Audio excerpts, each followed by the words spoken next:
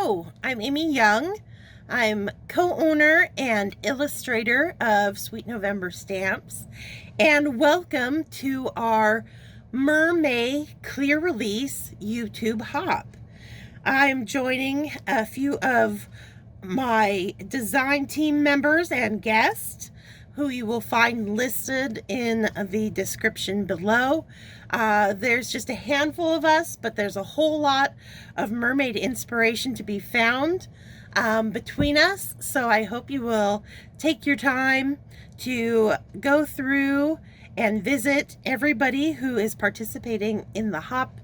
It starts today on Saturday, and it will run through Sunday and Monday, and the winner who fulfills all the requirements on the hop of subscribing to each YouTube channel on the hop, liking their video, and commenting on their video will have a chance to win all 11 of the brand new MerMay Clear Release stamp sets that just hit the store today at Sweet November Stamps. So it's a big prize, lots of fun stamps to be had, and lots of inspiration to be had. For the Sweet November Stamps channel, I am going to be doing a quick Copic airbrush morning sunrise sky with my mermaid, and then we'll speed through color through the rest of the coloring of the card. But I was just going to show you very quickly. I used the new Mermees Are Back stamp set. You'll see I used this mermaid here, along with our brand new background builder set called Horizon Lines Seaside Cliffs. And I've used this cliff that's got the water coming off of it, and our little fantasy castle. You can see the scene right there that I have stamped up. I am working on Copic Express It cardstock, cut to an A2 size, 4 1/4 by 5 1/2. And I simply stamped the mermaid in Memento Tuxedo Black ink, masked her off, and then stamped the cliff side and the castle using Memento London Fog, so they're slightly lighter. Now, to prepare for the airbrushing, which I am going to do first thing, I have made some masks to block off the sky where I don't want it to be. So for the cliffs, I've stamped and cut out a mask that I'm going to lay right over the stamped image on the card front here. I've also got the little castle. I did not worry about cutting out the little flags or pennants on top of the towers, because those are easy enough even if they get sky colors on them. If I want to add a little extra color, I can. Now, rather than having to cut masks for the rest of the card, I can easily just come in. I'm going to throw down an extra sheet of paper, actually, so when I start airbrushing, make sure I'm still on screen here. I just got some Post-it notes that I'm going to cover the bottom half of the card with.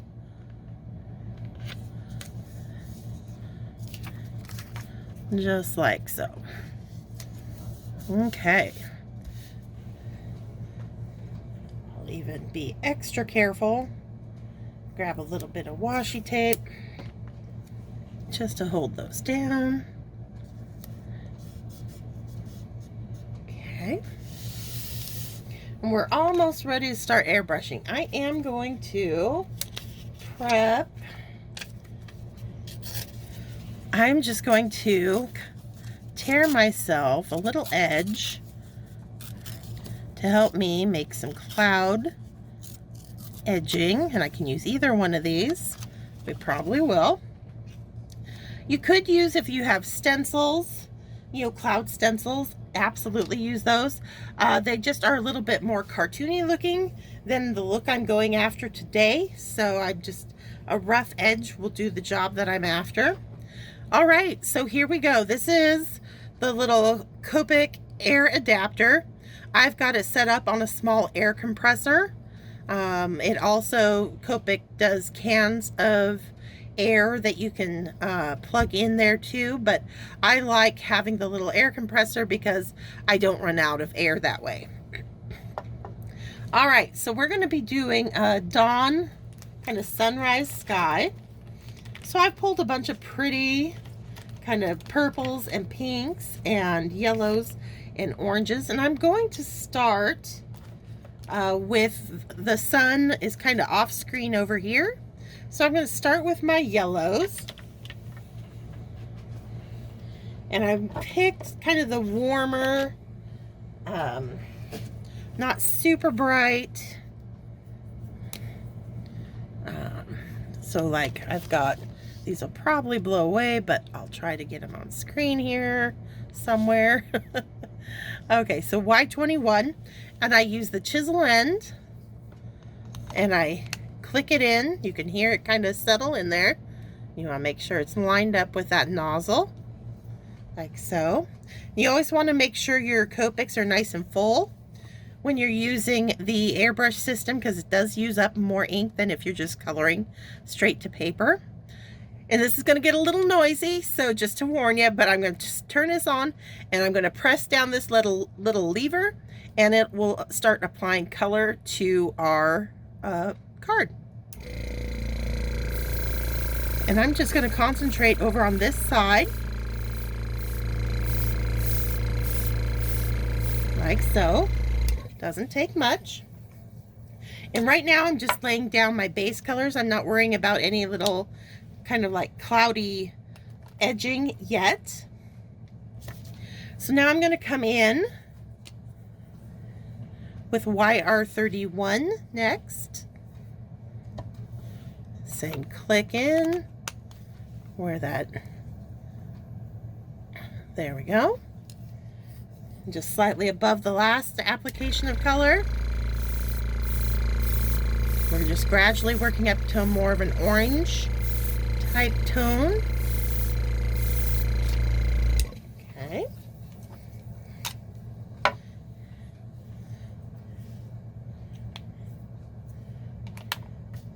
And then I'm going to throw in a little bit of Y32 as well.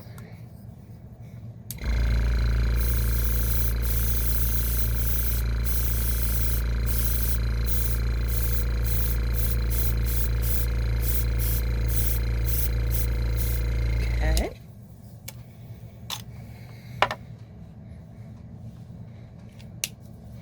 Now for the rest of the sky, I'm going to start with a base of a very light RV000. We've got that locked in.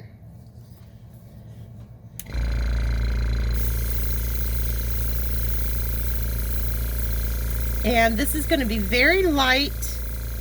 You might not see it very well on the camera. The colors actually go on even lighter than they would if I was coloring directly to the paper. And with this being a 000, you'll know it's very light to begin with. I'm just building up my colors. Now I'll go to RV00. It's got a little bit more pigment in it. Okay.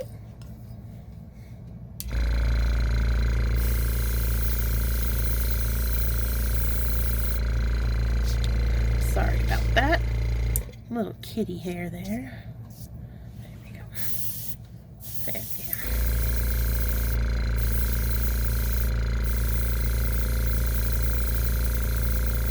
And again, very light. Just kind of working that pink into the kind of yellowy orange over on this side now.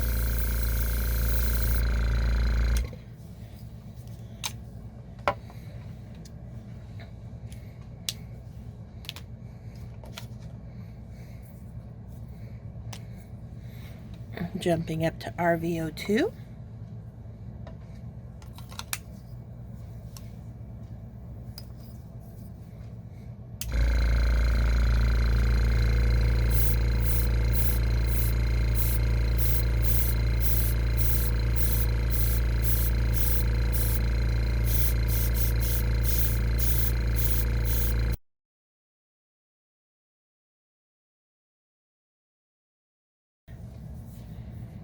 Right, so now I'm going to start leaning more towards some purples.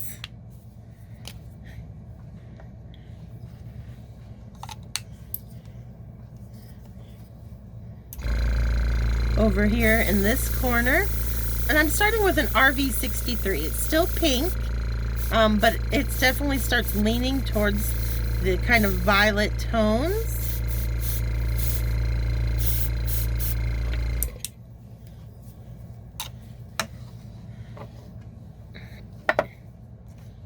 And then we're going to jump over to those violets with a VO1.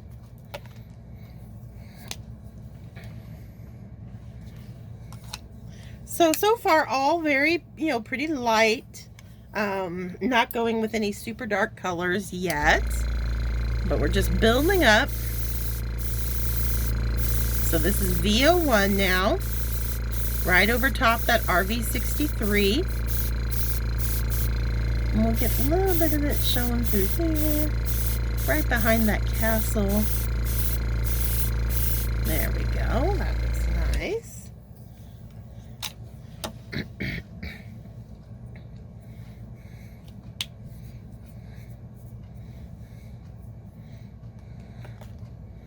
Okay, so now is when I'm going to start pulling out my little torn edge mask, basically.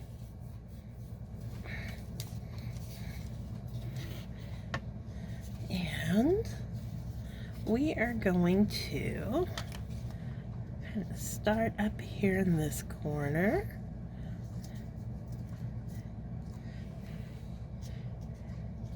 And I'm going to come in with some VO4. And this is a lot brighter than what we've been working with so far.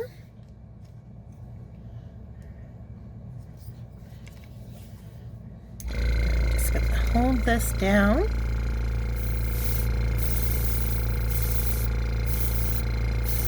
Just right along that edge.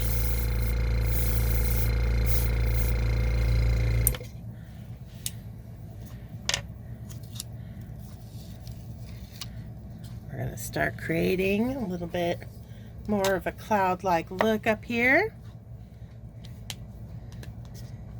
I'm going to go even darker next with a V15.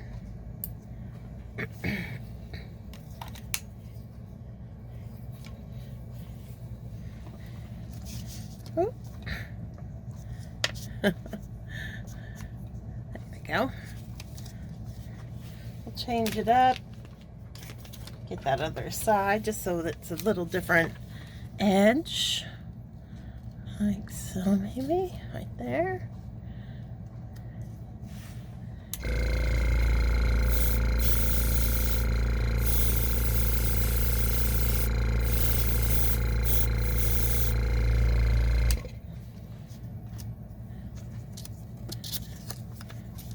Okay.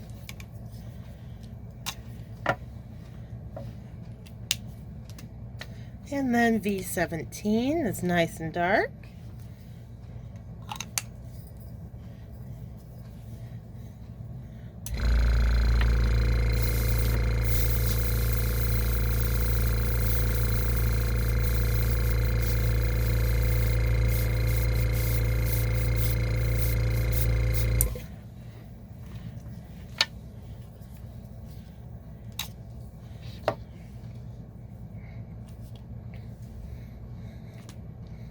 I'm going to jump down to that VO4 again.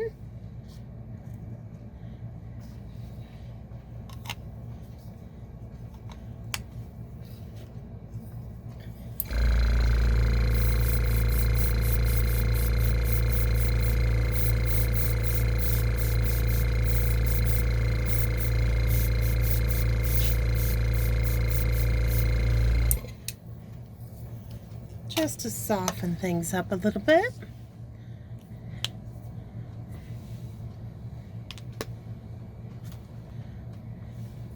I'm going to go over to the other side of the sky. Oh, I want the chisel end.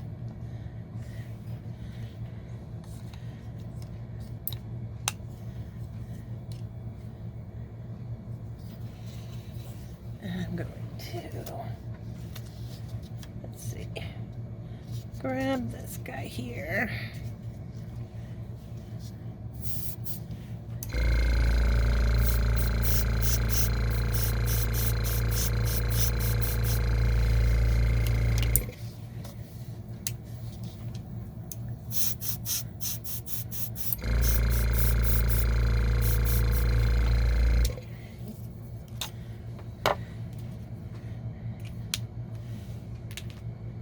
And just a little bit of that 63.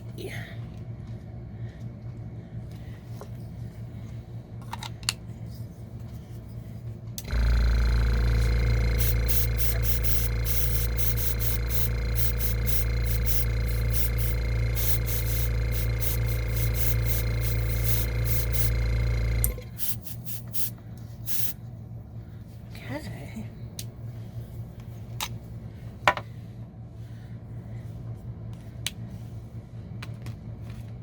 One final little pass of Y21 down here, and this sky should be done.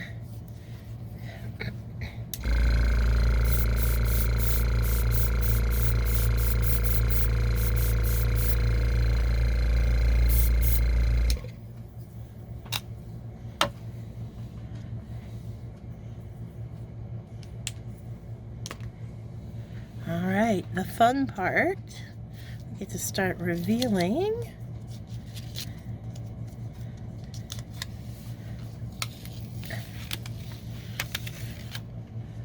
our scene.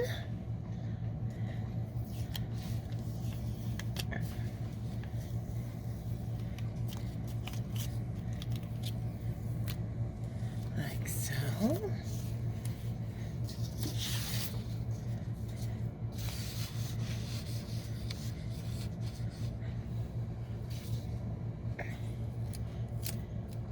And there we've created a really magical looking sunrise or sunset, either way you want it to be, kind of sky for our mermaid to be looking out over. And now I'm just going to speed up the process and finish the rest of the card. I hope you enjoy the hop and all the inspiration you find on it. Enjoy.